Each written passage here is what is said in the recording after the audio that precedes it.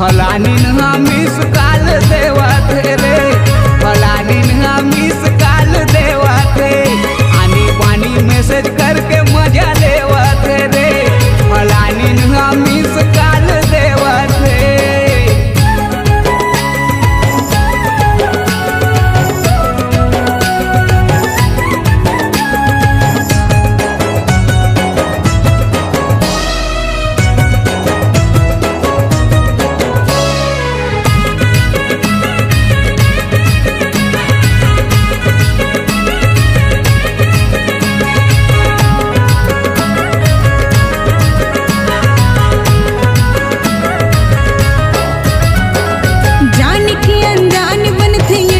दीवाना सत कमाया कर तुझे कर नहीं है गा ठिकाना। हाँ जान की अनजान बन थे ये टूरा दीवाना,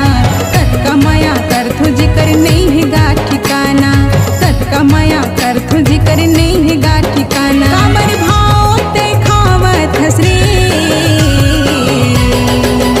तुर दीवानी हमीस काल देवा तेरे,